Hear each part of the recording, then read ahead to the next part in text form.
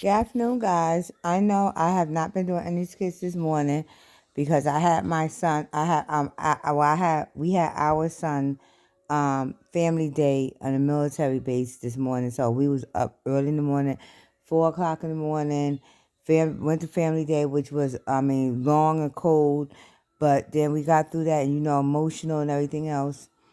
And then when we got back home, we stopped off at this halal place over there in Buford.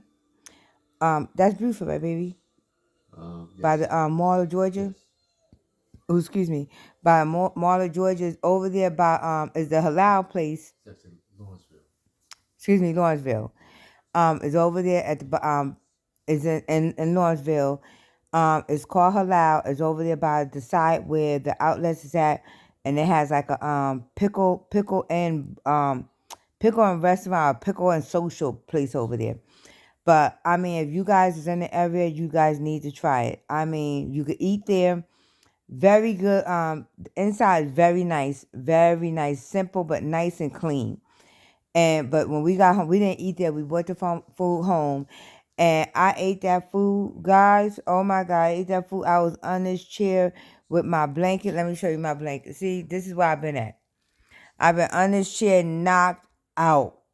I was not, and you guys know I don't eat that much. I pick here and there, but I don't eat that much. But I was knocked out, and no, the braids wasn't there when I went out today. I had curls and stuff in. I told my son, I said, "See, just for you, I take the braids out and curl my hair." And he was like, "Oh my God, I didn't know your hair was that long." Yes, it's this long. But he was so surprised that I took the braids out and curled it. So, but yeah, I was just so knocked out. I just recently just woke up. So I wanted to go over a couple of skits. One of the skits I saw was that when Anthony was chasing after Amber, and because Amber was working out, that boy don't never go out there and do a workout with her. He don't never. I didn't even know Amber worked out like that. Like she would run and stuff like that. I didn't even know that. And also, all this time your wife work out, you couldn't work out with your wife. You got to work out with Ro, or you got to work out with Ben. You never worked out with your wife. All this time. And I knew Amber worked out because she worked out with Victor. And I don't mean a nasty sense either. She worked out with Victor. She went to his gym. But all this time your wife worked out and you couldn't work out with your wife. You couldn't go running with your wife. All this time. Now she want to divorce your little dumbass, and now you want to sit there and want to, oh, Amber, wait up for me. I don't got the correct sneakers on to be running. But you shouldn't put your ass out there. Okay, and now you still trying to pull every step. You see, you're not hearing her. She's not saying, this is the whole thing, Anthony. You need to be truthful. You need to tell her what you've been up to. Okay? Because what she keeps saying to you is you still have not been honest. She knows the final straw was when you gave Shayla that money. When you gave Shayla that money. That was the final straw. You still have not been truthful about that. You still have kept that a lie. And then you told my son, well, you've been loving her the way you know how to love her. Maybe she could teach you. Like Amber said, I ain't teaching no damn grown-ass man to love me. Is you out your damn mind? You tell me a grown ass man don't know how to love somebody. Okay, whatever. And so Anthony needs to be truthful. He needs to be true to himself, and he needs to be true with Amber. Until you do that, you're not going to get her back. You're not going to get her back at all, Anthony, because she's tired. She is tired. The second skit was when I saw Pernell and Larry talking about the rest of the trip that happened over in Puerto Rico. Y'all might well Larry, you might well just tell Bethany everything.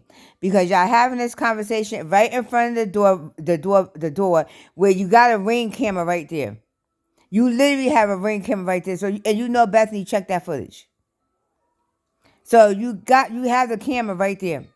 Unless you're gonna go in the house and delete the footage. But you might want to tell her everything. And I don't understand at this point, just tell her. No, we didn't go to Miami. I decided, me and Parnell decided that we was going to do a detour, and we took the girls to Puerto Rico. So your whole trip that you went down there in Miami, Bethany, was a sense of time. It was a waste of time because we wasn't there. We wasn't there. So you might well just tell her at this point. She could be mad all the fuck she want, but that's her. And like Larry said, Larry was like, yeah, me and Shara went dancing. Oh, it went there. I even knocked on her door afterwards because I was trying to go there. Because if Shara was with it, you would have went there. If Shara was with it, you would have went there. Okay, Shara was not down for it. But anyway, but at this point, Larry, just tell the damn lady. Tell the damn lady that y'all didn't go Miami. Y'all went to Puerto Rico because you knew what she was going to try to do, and that's exactly why y'all did it. And so, and it would be her. It would be her fault because she always popping up when you tell her no. So that's the fuck what she get. Okay. The second skit I saw was when Momo and D was having dinner, were having lunch, and D was Momo was telling him no. Well, this whole we're in a relationship, our relationship thing is over for me because I'm actually not in a relationship with somebody, which D know because he was eavesdropping that Momo was in a relationship with Bishop, and Momo was like, and me eavesdropping for Bishop and stuff. I'm not doing that no more for you. I'm not doing that no more for you. So you could can that, and then you getting other girls braces and all. I'm not doing that either. Now I have a man, and you need to respect that. No, you cannot You cannot continue to pop up at my house and all this other stuff because now I have a man. I'm dating somebody. Momo was putting up boundaries. Momo was putting up boundaries because she knows D doesn't get along with Bishop. Bishop doesn't get along with D. But Momo, you better be careful because Bishop already been watching you. That's exactly how he found out that you loved that restaurant. And how many times did you go to that restaurant with D? So he's already been watching you, okay? So you just gotta be careful at Momo. Because he's already been watching you. Just like he probably already know that you are literally at that restaurant, at a different restaurant right now with D. Even though he doesn't know the contents, but you still gotta be careful with Bishop. Okay? Cut your friendship ties completely off with D and let him know, no, I'm on the Bishop team now. Sorry. I'm not gonna be spying for you. I'm not gonna be doing none of that shit for you. I'm on the Bishop team. Then I saw a skit where, and this is what pisses me off. Jocelyn, first of all, Ashley neighbor across the street bring her this box of when Lil D went and got that little girl a bracelet for her birthday. First of all, he did 12 dozen roses, and then he bought her Jocelyn bought him this bracelet for her. The parents brought the shit back, telling Ashley and her fiance that this was inappropriate. Your son is being very inappropriate. This is an inappropriate gift for a 10-year-old, and sending her flowers is inappropriate. Jocelyn doesn't have any kids, so she doesn't know this shit. And so she should have actually she should have ran this through Ralphie, but she didn't. So, and I'm sorry, I agree with Ashley on this whole thing. Because then the parents like, we had that bracelet appraised, and that's not no cheap bracelet. That bracelet actually was appraised for $1,000. You don't give a 10-year-old $1,000 fucking bracelet. Like, what is wrong with Jocelyn? She's so busy throwing her money around to get little D side that she don't even give a fuck how she come across. But you overstepping boundaries, and this is what all these little stepmamas do is overstep these boundaries. Ashley done raised this boy all the way up to where he's at now. And y'all overstepping boundaries, and that's what Ralphie's trying to tell her. But she's so gun-ho and so egocentric that she's like, oh, well, no, you're just a punk when it comes to her.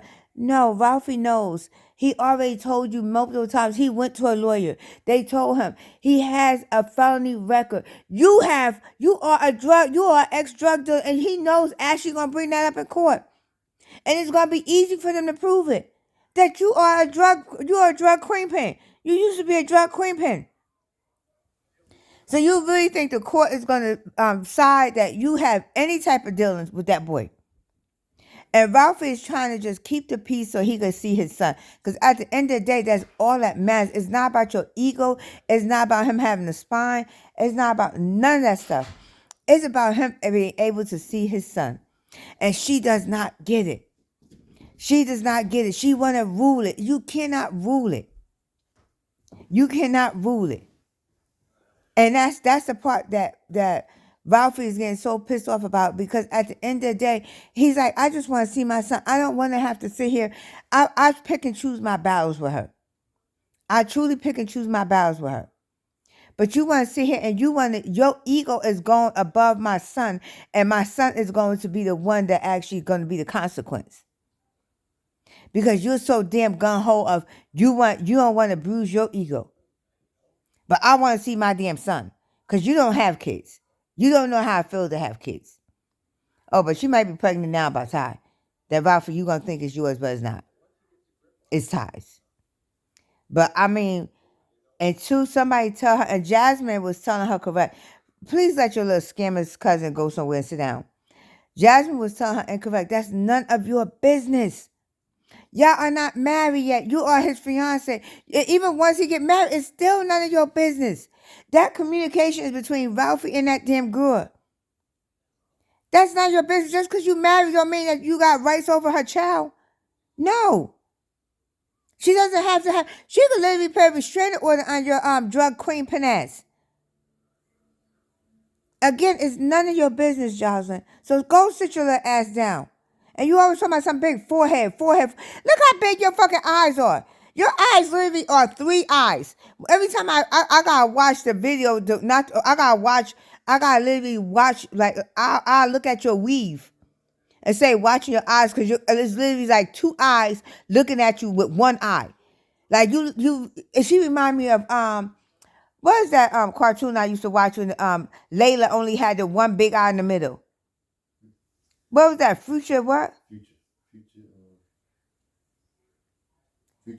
Yeah, with Bender. Yeah. Futuristic. She remind me of Layla with that one big ass fucking eye, but she got 2 big ass eyes. Futuristic with Bender. Okay? So she needs to just go and sit down somewhere and let Ralphie do what he needs to do.